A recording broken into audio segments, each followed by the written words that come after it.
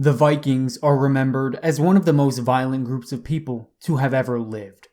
And part of the reason for that is because all the information that we have about them comes from people who were either conquered by the Vikings or went to war with the Vikings.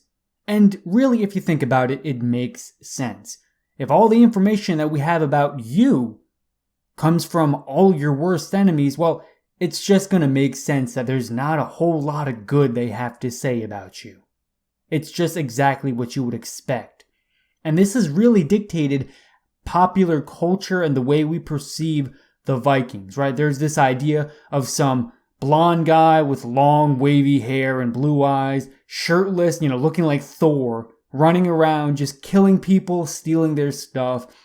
And as entertaining as this perception of the Vikings might be, it's not real. It's not reality. This is not how the Vikings lived. This is not what they were about.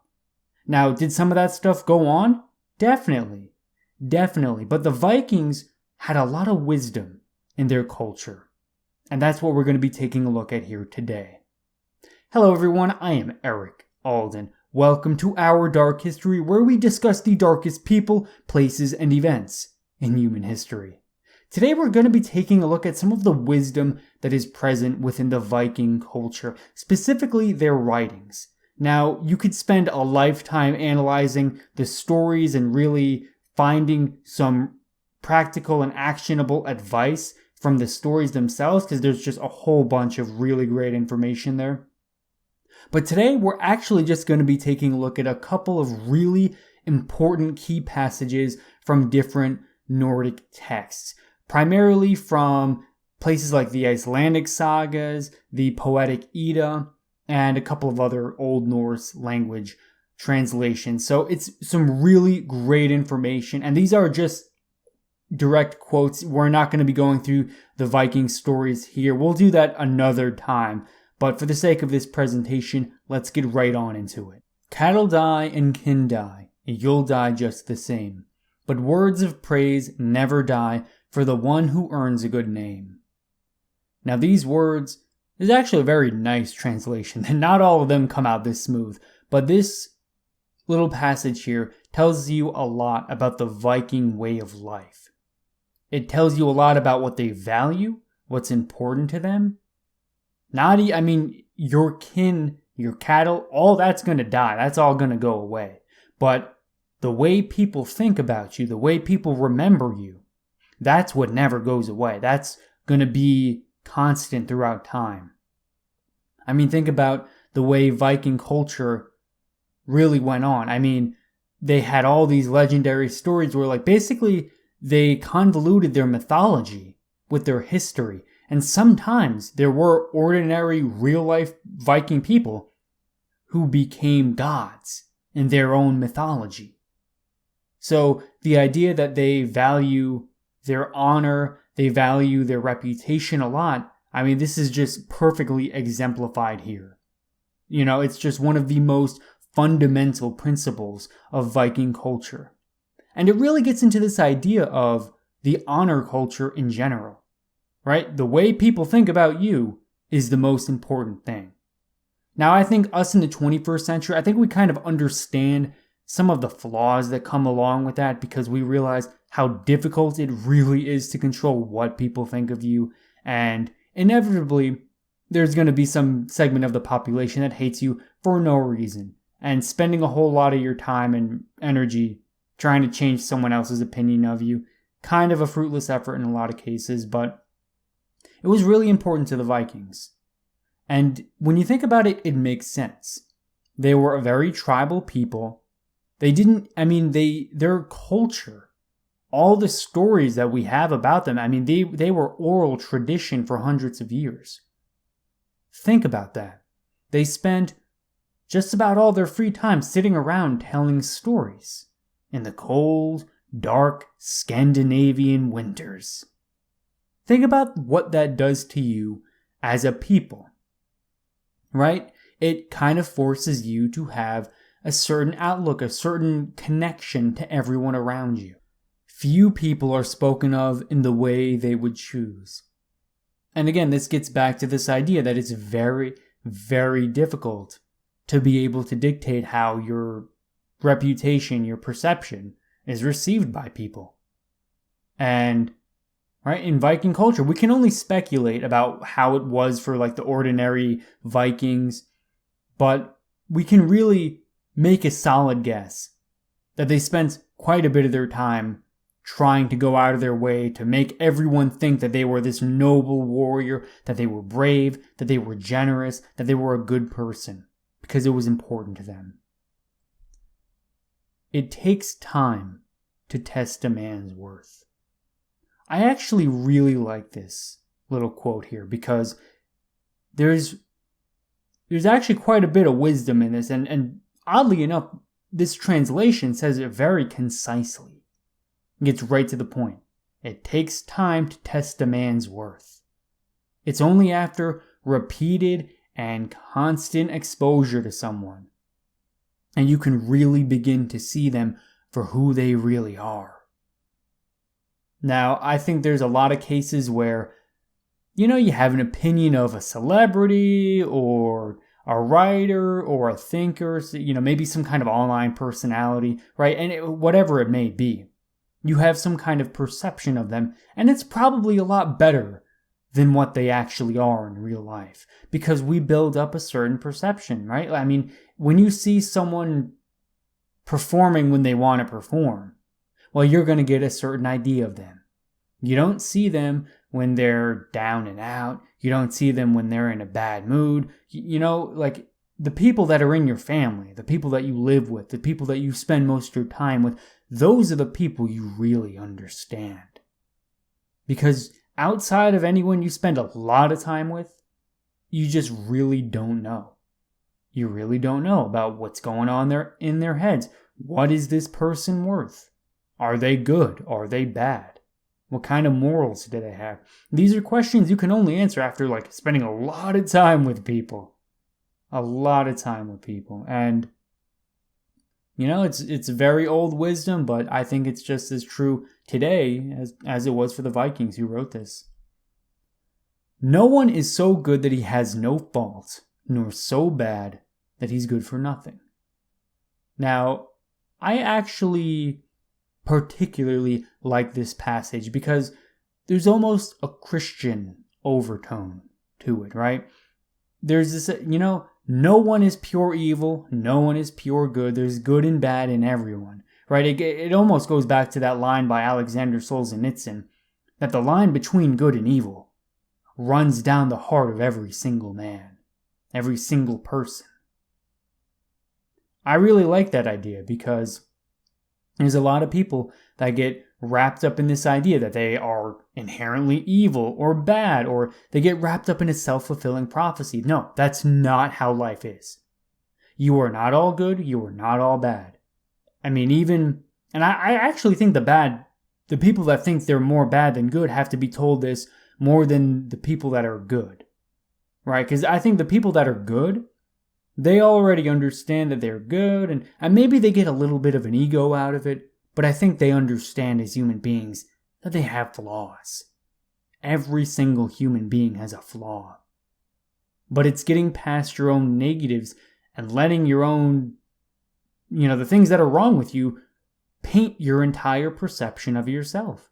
Because it's very, very easy to do that. And if you know someone, right, pass these words along to them. No one is so good that he has no faults, nor so bad that he's good for nothing. Even if you are an insufferable idiot, you are good for something, man. Take some pride in that. You are a human being. You can do good at something. You can live up to your own potential. I actually think that this almost hits on in a very fundamental idea. It's something that a lot of philosophies hit on, that every individual is capable of achieving their own personal greatness. A greatness that no one else on earth can ever really achieve. But this one individual is the only person that can achieve that specific greatness. Because it is very unique to every individual person. The best version and the best way of life for me is going to be a lot different than it is for you. And that's true, for every couple, every single person on earth. It's unique for them. Some very good advice here. So, an overpraised man will always let you down. Always let you down. I think this one is very important because you got to remember, people with a good reputation, right? They probably earned it. There's a good deal of earning that reputation. But if there's nothing but constant praise and it's over the top, there's going to be disappointment. And I really like this idea because it's very realistic. It's very much one of these ideas like, even if someone has this really great reputation, be prepared for the worst. Have a certain layer of cynicism, skepticism. I think that's a good way to go through life. Don't be so talked up about anything. I think this goes beyond just, an individual person. I think it extends to just about anything. If it is overpraised, it will let you down.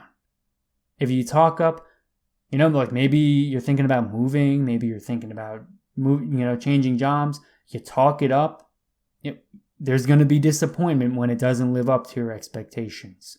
Wealth can vanish in the blink of an eye. Gold is a treacherous friend. This is a really, really good quote because it takes the worth of a person and it takes it away from material wealth. I think it's very easy to put a lot of worth, your stock, your opinion of someone, and how much money they have. It's very easy. Oh, well, they were hardworking, or they were successful, or they did something great, right? we kind of live in the byproduct of that, right? Well, people with money, or they just did something right in business. They worked hard and they got ahead, and right? And as we see, there's a lot of people with a lot of money with no morals. Look at the Jeffrey Epstein thing. That guy was a billionaire who was involved in some pretty bad stuff. Being wealthy doesn't necessarily make you a good person. And the Vikings, they really understood this. Not only is it something that doesn't make you a good person or noble or, whatever else, it's a negative. It's a treacherous friend. Treacherous. That's a negative word right there. Not only is wealth going to not make you a good person, it's going to be bad for you. Wealth is bad. That's an interesting idea because the relationship to wealth that a culture has says a lot about that culture.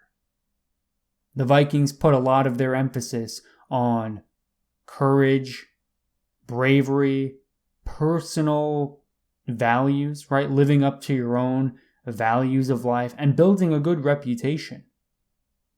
And I actually think that, that's a pretty good way to live life. Maybe you can't take this to the extreme, right? You can't just give away all your wealth, and right? It's just not possible. But I think in a lot of cases, this is true. Gold is a treacherous friend.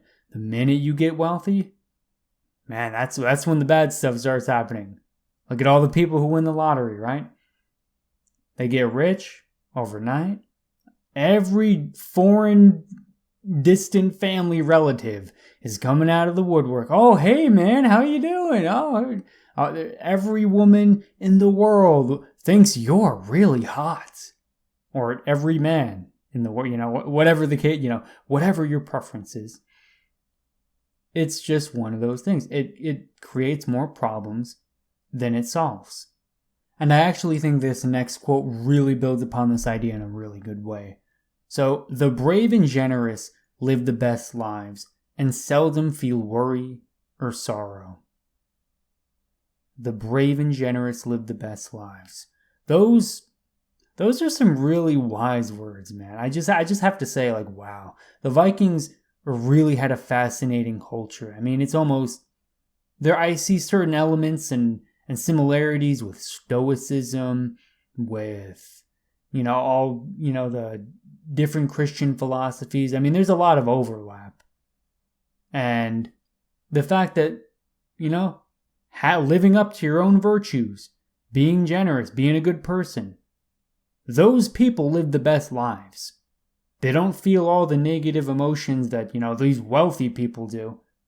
It's kind of like being an aristocrat of spirit. Because your mind is, you're just more liberated by not having all this wealth, right? Because if you have all this wealth, like let's say you're really, really rich in the Viking Age. Well, there's not really a good law enforcement apparatus to protect you or your wealth. So, someone comes by and they're like, oh, hey, I'm just going to rob this dude and steal all his stuff. And, well, I'm stronger than him. I can get 10 of my buddies together. We can go take him out, kill his family, and take all his stuff. Like, that was a realistic thing that could happen to you. Absolutely plausible, realistic. It probably happened to a lot of people. And it's just like the way it went. And the fact that they were like, you know what, let's just not with this wealth. Let's just put that away and live brave and generous lives. Some very cool stuff. A fool lies awake all night, brooding on everything. When morning comes, he's exhausted, yet everything's just as bad as before. This is the most relevant passage that I've ever read from any of the poetic texts, the most relevant to the modern world. We are people that are filled all the way with anxiety. Everyone is anxious about something, whether you're like a common day laborer, you're like, someone that works at a fast food joint, a college student, someone that works in a really decent job. Maybe you have like a nice lawyer job or you're a doctor, whatever it is you do. You are anxious, man. We live in a world where everyone's stressing out about everything. And the problem is that it's this weird fight or flight response. Now, when we evolved, fight or flight was like, all right, do I kill this thing or do I run away from this thing? And the thing was always, some kind of monstrosity, right? Some kind of a beast, maybe a lion, maybe a wolf, whatever it was, the fight or flight. It was something that you were forced to take on head on, right? Like there was no like stressing, oh, do I stress out about this wolf in front of me, right? Like people didn't sit around and worry or think about that. They just did it. They reacted. And we live in a world where people are constantly in this state because they have all these decisions. They let this stuff get to them. They let whatever it is, right? Everyone has their different stressors. As a college student, I know that there's a lot of stressful college students. There's a lot of people that are stressed out, whether it's an exam or a class or, oh, I failed this class and, now my GPA went down. And, right, there are endless things that can make you anxious. But really, it comes down to one thing, the difference between action and inaction. Now, according to the Vikings, you can tell by that, this is a hit on being inactionable, right? When you don't take action while you're anxious about something, like if you're worrying about something and you don't do something to fix it, you sit awake all night, you worry about it, you're an idiot. When morning comes, you're just as exhausted. And everything is still just as bad as it was before. Your worrying did nothing. It did nothing. And it's a very negative experience to feel. Now, I don't know how many of you have gone through a panic attack. Let me tell you from experience, horrible stuff. Horrible. I don't wish panic attacks or anxiety on even my worst enemy, because it's just a terrible thing to go through. And, if it's something serious, right, you just got to take action on it. If you can control it, if there's some kind of thing that you can do, like if you're stressed out about an exam coming up, well, study for it. That's all you can do. Sitting awake all night and worrying about the exam, that's not doing you any good. That's putting you in a negative state of mind. That's taking a mental toll on you. That's hurting you. Whereas if you take action on something, right, Makes you feel good, right? I took action, I did something. Maybe I won't do that good on the exam, but at least I know I tried, right? In so many cases where tempers are provoked, there are two sides to the issue. This is a really good idea because notice how they didn't use the word lie. It's not that someone is lying when they are defending themselves or telling their point of view, but there is a certain layer of, these two people have a different opinion about what transpired here. It doesn't necessarily mean they're lying, but it's not the objective truth. And the idea that there is no objective truth on a certain matter, very good idea, because you know what? In a lot of cases, even with like technology and everything today, it's very difficult to get to the bottom of a lot of these kinds of different disputes. I mean, you can take a look at, what happens in courtrooms every single day in the United States. Innocent people are convicted of crimes they didn't commit, and guilty people go free.